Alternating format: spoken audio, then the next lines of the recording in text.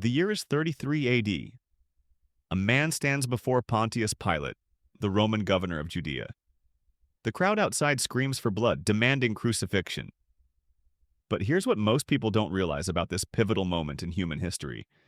It wasn't just a religious trial, it was democracy in action. The very system we celebrate today as the pinnacle of human governance was being used to condemn the man billions now worship as their savior. The irony cuts deeper than you might think.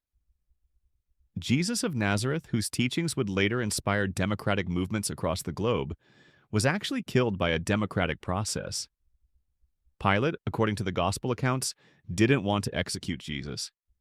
He found no fault in him.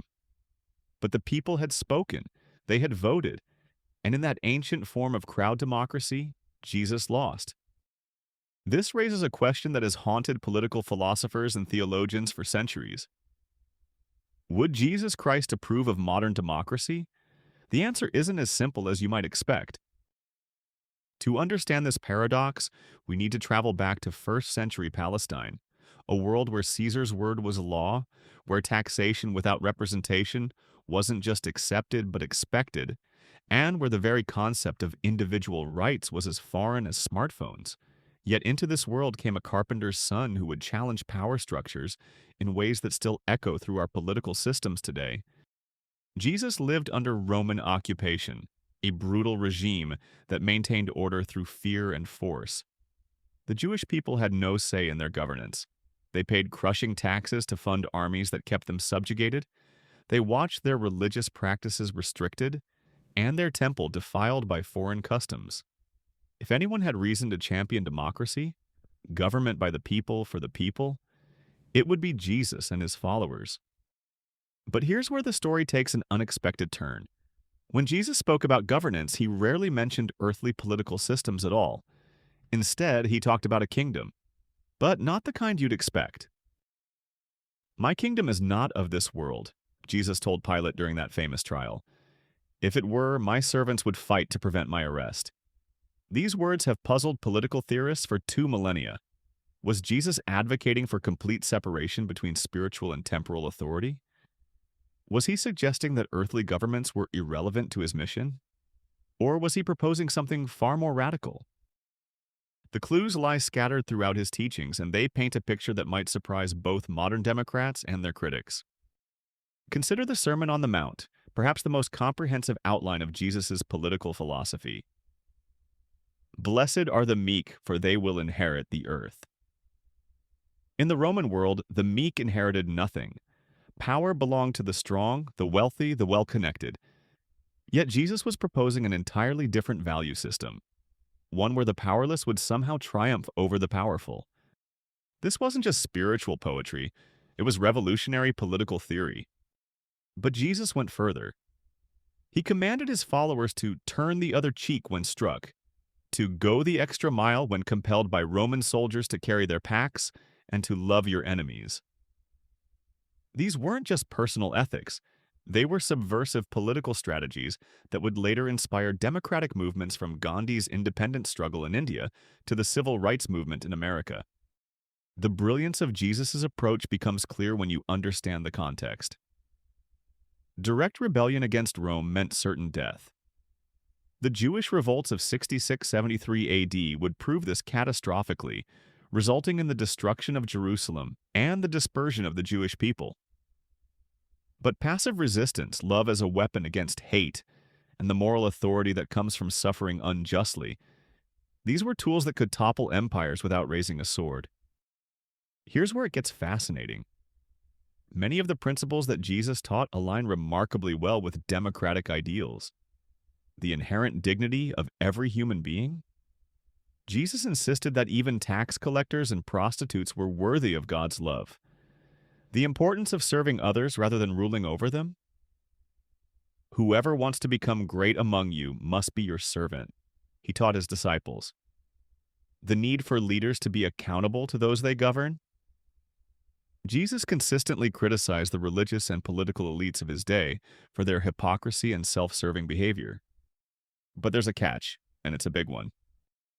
While Jesus emphasized human dignity and servant leadership, He never endorsed the mechanism by which democracy operates: majority rule. In fact, some of his most pointed criticisms were directed at crowd behavior and mob mentality. Remember, it was a crowd that chose to release the murderer Barabbas instead of Jesus. It was popular opinion that demanded crucifixion. This creates a genuine theological and political puzzle. If Jesus believed in human dignity and moral equality, why didn't he endorse systems where people could govern themselves? The answer might lie in his understanding of human nature itself. Throughout the Gospels, Jesus demonstrated a deep skepticism about human wisdom and moral judgment. He spoke of people having eyes but not seeing, and ears but not hearing. He warned about false prophets who would deceive many. He predicted that his own followers would betray and deny him. And they did. This wasn't misanthropy, it was realism about human limitations and the corrupting influence of power. Fast forward to 313 AD, and something remarkable happened. Emperor Constantine converted to Christianity, and suddenly the persecuted faith became the official religion of the Roman Empire. This moment, known as the Constantinian shift, would fundamentally change both Christianity and politics for the next 17 centuries. Here's the twist.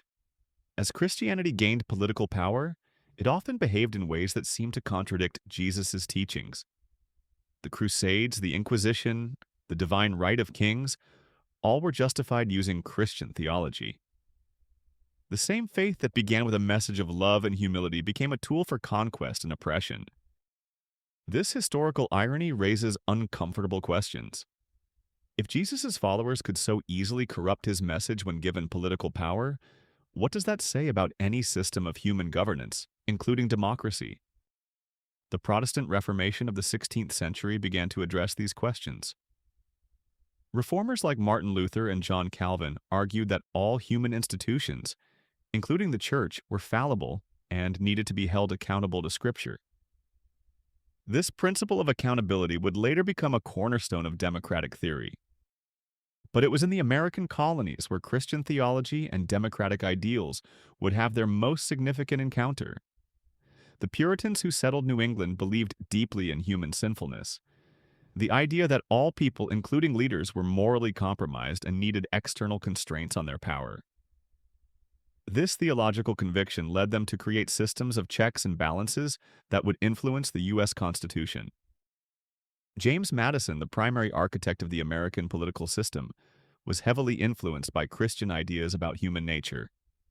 His famous observation that if men were angels, no government would be necessary, echoes Jesus' warnings about human pride and self-deception.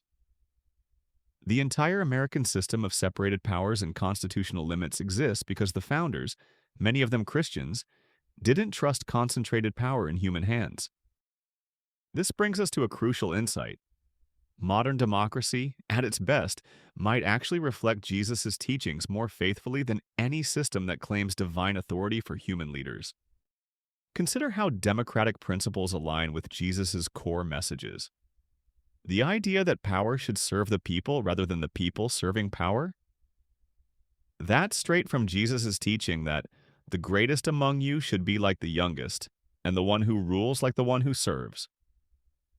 The insistence that leaders be held accountable to those they govern? Jesus consistently challenged authorities to justify their actions and criticized those who load people with burdens they can hardly carry, while refusing to lift one finger to help them. The protection of minority rights, one of democracy's most important features, also finds support in Jesus' ministry. He consistently defended the marginalized, women in a patriarchal society, ethnic minorities like the Samaritans, the poor against exploitation by the wealthy. His parable of the Good Samaritan directly challenged ethnic prejudice, while his cleansing of the temple confronted economic exploitation of the poor by religious authorities. But here's where modern democracy might actually improve on ancient examples. The Athenian democracy that condemned Socrates was based on direct majority rule with few protections for individual rights. Modern constitutional democracies include safeguards that Jesus would likely appreciate: protections for religious freedom, due process rights that prevent mob justice, and constitutional principles that can't be overturned by simple majority vote. Let me pause here and ask, where in the world are you watching this from, and what time is it? I'm always fascinated to know how these historical questions resonate with people in different places and times. Drop your location and profession in the comments if you're comfortable sharing. Now, here's where the story gets even more intriguing. Some of the most powerful democratic movements in history have been explicitly inspired by Jesus' teachings. The abolitionist movement that ended slavery in the British Empire and the United States was driven primarily by Christian activists who argued that human bondage was incompatible with Jesus' message of human dignity. William Wilberforce, the British politician who led the campaign against the slave trade, was motivated by his evangelical faith. The civil rights movement in America followed a similar pattern.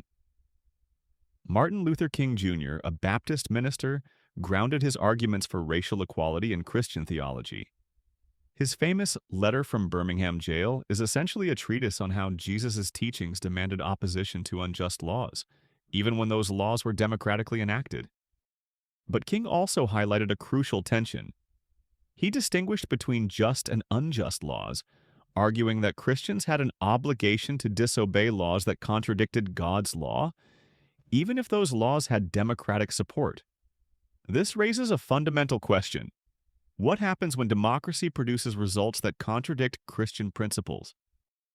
This isn't just a theoretical question. Throughout history, democratically elected governments have endorsed slavery, persecution of religious minorities, aggressive warfare, and economic policies that exploit the poor. If Jesus emphasized justice and love above all else, would he approve of democratic systems that could produce unjust outcomes? The answer might lie in Jesus' approach to imperfect institutions. He worked within the Roman system without endorsing it. He paid taxes to Caesar while maintaining that his ultimate allegiance was to God. He engaged with political authorities like Pilate and Herod without compromising his principles. This suggests a pragmatic approach to governance, working for justice within imperfect systems while maintaining higher loyalties. Modern Christian political thought has grappled extensively with this balance. Some, like the Christian anarchists, argue that Jesus' kingdom is so radically different from earthly governments that Christians should withdraw from politics entirely. Others, like the advocates of Christian democracy in Europe, believe that democratic institutions provide the best available means for implementing Jesus' social vision. But perhaps the most sophisticated Christian engagement with democracy comes from thinkers like Reinhold Niebuhr, who argued that democracy is not perfect, but is necessary precisely because of human sinfulness. In his famous formulation, man's capacity for justice makes democracy possible, but man's inclination to injustice makes democracy necessary. This perspective suggests that Jesus might approve of democracy not because it's perfect, but because it's the best available system for limiting the damage that flawed humans can do when given power. Democracy's strength isn't that it produces perfect results, but that it provides mechanisms for correcting mistakes and changing course when leaders fail. Here's a fascinating historical example. In 1934, the German churches faced a crisis when the Nazi Party, which had come to power through democratic elections, began demanding that Christianity conform to Nazi ideology. The confessing church, led by theologians like Dietrich Bonhoeffer, refused to comply. They argued that their ultimate allegiance was to Jesus, not to any earthly government, even a democratically elected one. Bonhoeffer's resistance eventually cost him his life, but his example illustrates an important principle. Christian support for democracy must be conditional, based on democratic systems' compatibility with Christian values of human dignity, justice, and love. This brings us to one of the most challenging aspects of our question. Jesus' teachings were revolutionary in their own context, but they were also specifically tailored to first-century Palestine. He was addressing people living under Roman occupation, not citizens of modern constitutional republics. How do we bridge that gap? Consider Jesus' teaching about paying taxes. When asked whether Jews should pay taxes to Caesar, he said, "Render unto Caesar the things that are Caesar's, and unto God the things that are God's." In a dictatorship, this might mean grudging compliance with unjust demands while maintaining spiritual independence. But in a democracy, citizens are not subjects, they are Caesar. The taxes are their own responsibility, collected through representatives they elect. This changes everything. In a democratic system, Jesus' teaching might be interpreted as a call to civic engagement rather than passive compliance. If Christians are part of the governing authority, they have a moral obligation to ensure that government serves justice and human flourishing. But this also creates new moral challenges. In a dictatorship, Christians could maintain spiritual purity by separating themselves from corrupt political power. In a democracy, they bear partial responsibility for government actions, including military interventions, economic policies that affect the poor, and laws that impact religious freedom. The early Christians faced a simpler choice: obey God rather than man when the two came into conflict. Modern Christians in democratic societies face a more complex challenge. How do you participate in political systems that inevitably involve moral compromises while maintaining faithfulness to Jesus' teachings? Different Christian traditions have answered this question differently. Catholic social teaching has developed a sophisticated framework for engaging with democratic politics while maintaining core principles. Protestant traditions have produced everything from the Christian left's emphasis on social justice to the Christian right's focus on traditional values. Orthodox Christianity has often emphasized the importance of traditional authority and community values. But across these differences, most Christian political thinkers agree on certain principles that align well with democratic values: human dignity, the importance of serving the common good rather than narrow self-interest, the need to care for the poor and marginalized, and the danger of concentrating too much power in human hands. Here's where the story takes another interesting turn. Some of the strongest critics of democracy in Christian history have been concerned not with its principles but with its practice. G.K. Chesterton, the early 20th century Christian writer, famously said that the trouble with democracy is not that it doesn't work, but that it works too well, meaning that it accurately reflects human nature, including human selfishness and short-sightedness. This criticism echoes Jesus' warnings about human nature, but it also suggests a solution. If democracy's weakness is that it reflects human flaws, then the answer isn't to abandon democracy but to work on improving humans through education, moral formation, and spiritual development. This insight has driven many Christian approaches to democratic participation. Rather than trying to impose Christian values through political power, many Christian leaders have focused on cultivating Christian virtues in citizens, trusting that better people will create better democratic outcomes. The civil rights movement exemplified this approach. Rather than simply trying to pass laws, leaders like King worked to change hearts and minds, appealing to shared moral convictions and demonstrating the power of sacrificial love. The success of the movement came not just from legal victories, but from a transformation in how Americans understood justice and human dignity. But this raises another question. Is democracy sustainable without some shared moral foundation? Jesus' teachings provided a common ethical framework for Western civilization for over 1,000 years. As societies become more pluralistic and secular, can democratic institutions survive without that shared foundation? This isn't just an academic question. We're seeing the practical effects of moral fragmentation in many democratic societies today. Political polarization, declining trust in institutions, and the rise of authoritarianism all suggest that democracy needs more than just procedures and institutions. It needs citizens who share basic commitments to truth, justice, and the common good. From a Christian perspective, this creates both challenges and opportunities. The challenge is that democratic societies are increasingly diverse, with citizens who don't share Christian beliefs about human nature and moral obligation. Christians can't simply impose their views on unwilling majorities. But the opportunity is that Jesus' core teachings, love, justice, humility, service to others, have universal appeal even among non-Christians. Many of the most effective Christian political leaders have succeeded by appealing to these shared values rather than by making explicitly religious arguments. Consider Abraham Lincoln, whose opposition to slavery was deeply rooted in Christian conviction, but was expressed in language that could appeal to citizens regardless of their religious beliefs. His second inaugural address, with its call for malice toward none, charity for all, echoes Jesus' teaching while speaking to the conscience of an entire nation. This suggests a model for Christian engagement with democracy that Jesus might indeed approve, working for justice and human flourishing through democratic means while maintaining ultimate loyalty to transcendent values that can judge and correct democratic failures.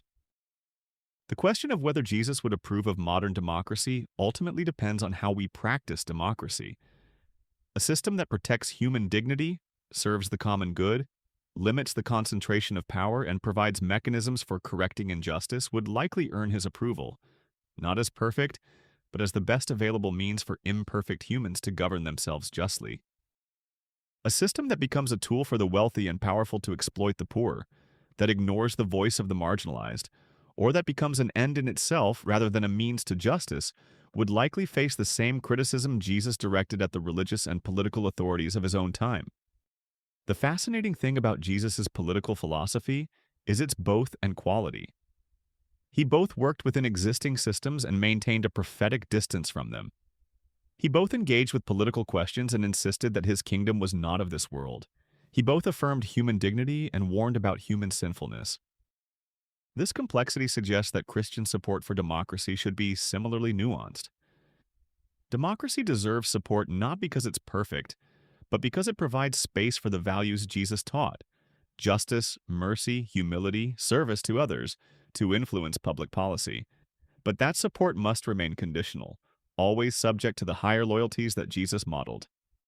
If you've made it this far in our exploration, you're clearly someone who thinks deeply about these questions. I'm Professor Archive, and I spend my time digging into the historical connections that shape our world today. If this kind of content resonates with you and you'd like to support more research like this, consider hitting the Super Thanks button. It really helps keep these investigations going. Perhaps the most remarkable thing about Jesus' approach to politics is how it anticipated many of democracy's strongest features while warning about its greatest dangers.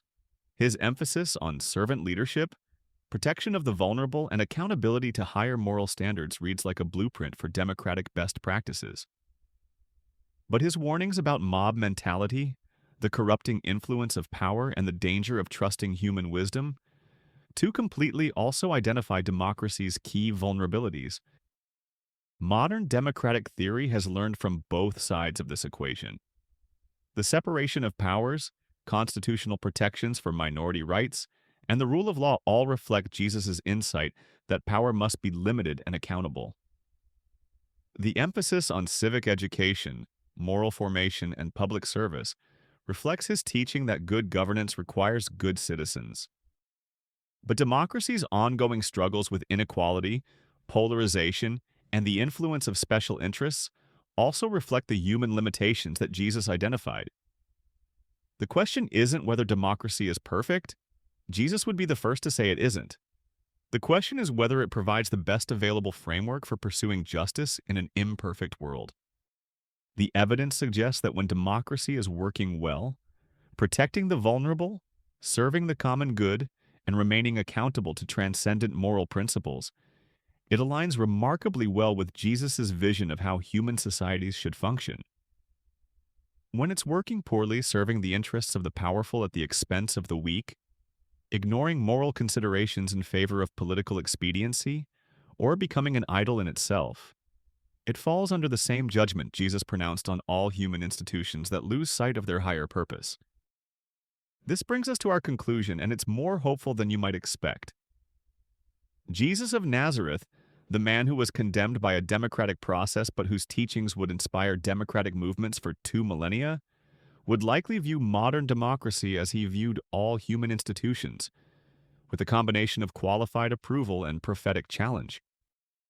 He would approve of democracy's commitment to human dignity, its limitation of arbitrary power, and its mechanisms for pursuing justice.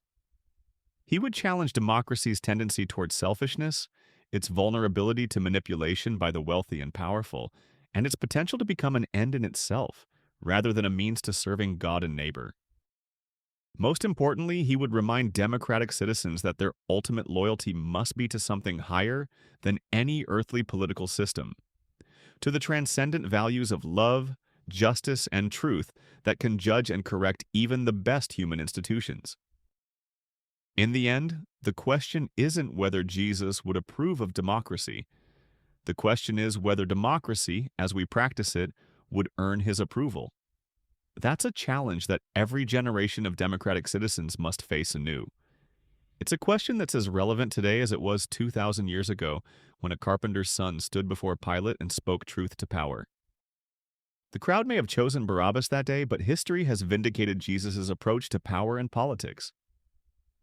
The values he taught, human dignity, servant leadership, justice for the oppressed, and the limitation of earthly authority by divine truth, continue to inspire democratic movements around the world.